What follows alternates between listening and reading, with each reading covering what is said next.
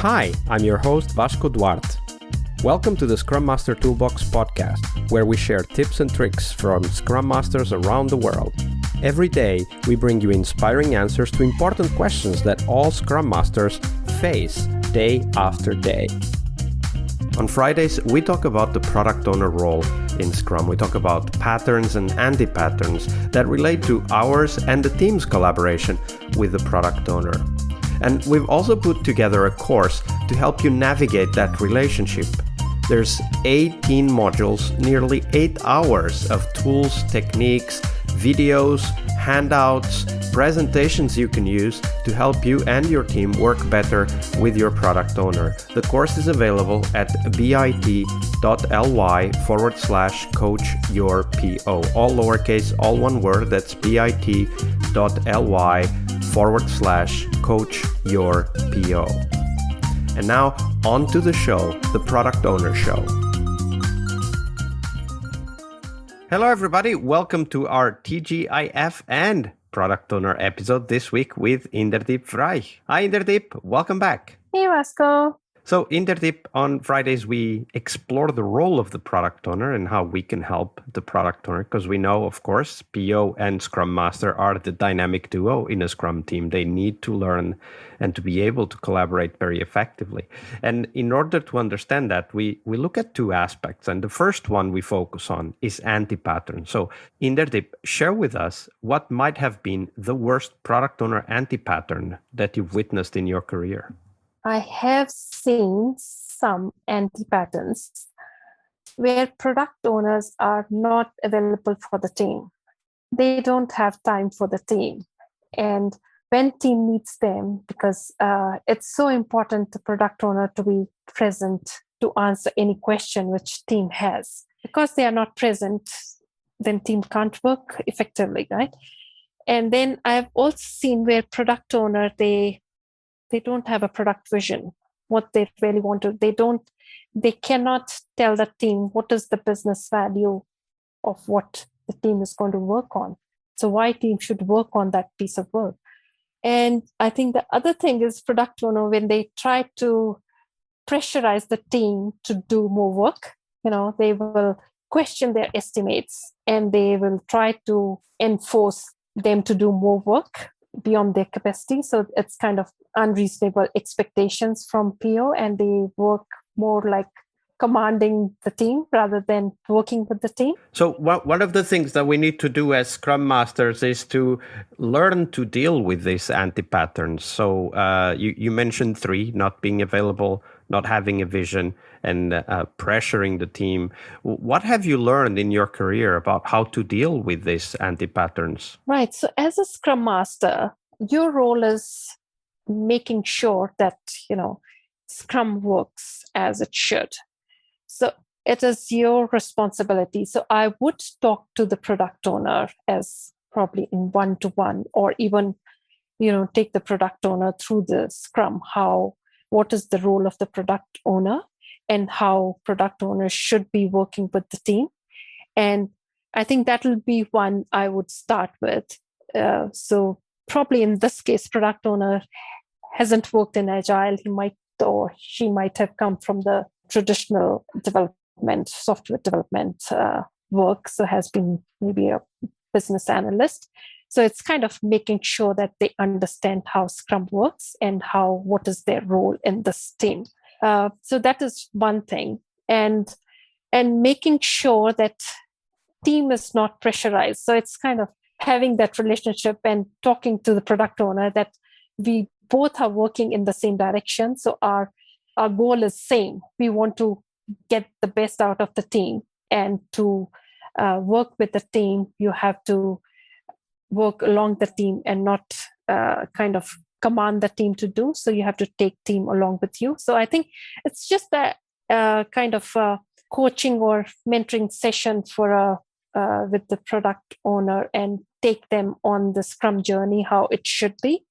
I think that will be the one thing I would definitely do. Yeah. Also, it reminds us that the Scrum Master is not there only to help the team, but also to help the product owner. And sometimes that's exactly what it takes, right? Like walking them through the journey. That's brilliant, Inderdip. Now we turn our attention to the opposite, the mirror image, potentially the best product owner you've ever worked with. So Inderdip, describe, how did they work? How did that best product owner you've seen worked in practice?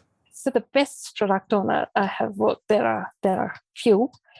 And one thing, they are always available for the team. So if you have a question or clarification, they are always there and they will get the answer for you.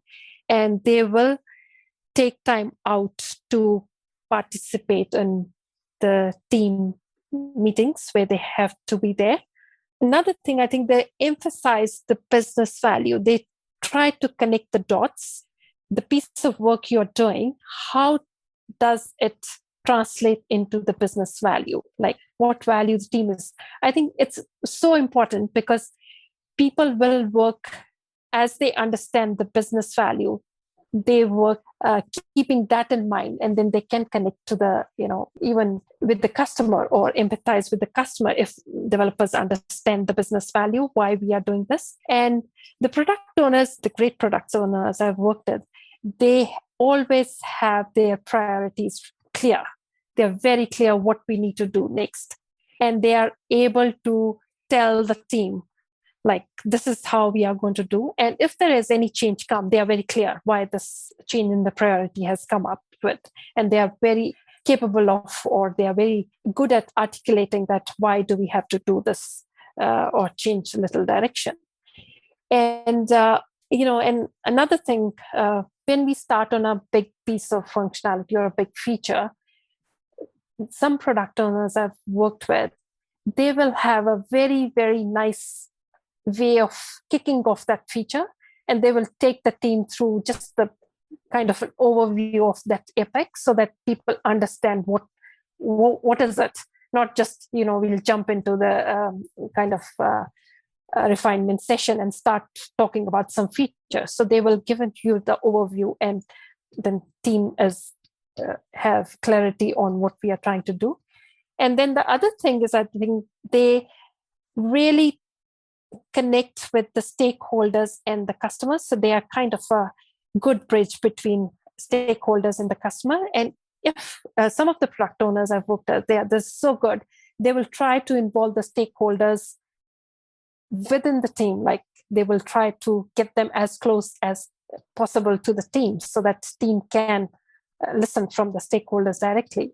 And I think I've already mentioned, they have a very clear product vision, what the product will look like, or they want the product to look like. And some of them, they understand when developers talk about the technical debt, and they give them the space to, and they understand the importance of doing the technical debt. It's not always about the features. But maybe one of the things that I wanted to highlight, from this list of great characteristics that you shared with us for product owners, one of the things that kind of jumps at me is this ability to understand that they are not the ones creating the product, that the customers are the ones asking for things, the stakeholders are the ones expecting certain things, and that the team are the ones delivering that. And they kind of act almost the same as a Scrum Master, right? Like a facilitator that helps the product move forward. Whatever requirements they gather either from the customer, they listen to the customer, or they are getting from the stakeholders. So they are kind of a bridge in between. So the closer the people who are building it to the end user, the better result it will get. So they are they're bridging that gap nicely if they can get the customer and the stakeholder in. So that's what I mean, for sure. Yeah. Absolutely. Product owner as a bridge. I think that's a great metaphor to end this conversation. Inderdip, it's been a pleasure to have you on the show. Unfortunately, we are getting close to the end. So before we do go, where can people find out more about you and the work that you're doing? They can find me on LinkedIn and on the Twitter as well. Absolutely. We'll put the link on the show notes for Twitter and LinkedIn. Make sure that you guys can connect with Inderdip and ask your questions. And of course, give feedback. That's also what Scrum Masters do all the time, right? Yeah. Search for and give feedback. So Inderdip, it's been a pleasure. Thank you very much for your generosity with your time and your knowledge. Oh, thanks, Vasco. It was such a pleasure to talk to you. And thanks for having me on your show. Yeah, it was my pleasure. One more week of the Scrum Master Toolbox podcast is over. But there's a lot more we have to share. We have developed our own membership site where you find a community of active and engaged Scrum Masters. In this site, you get access to exclusive content and get to interact with us, your podcast hosts, as well as the best Scrum Masters in the world. Join us at scrummastertoolbox.com/podcast and keep this podcast free of advertising. See you next week for one more week full of Scrum Master tips and tricks.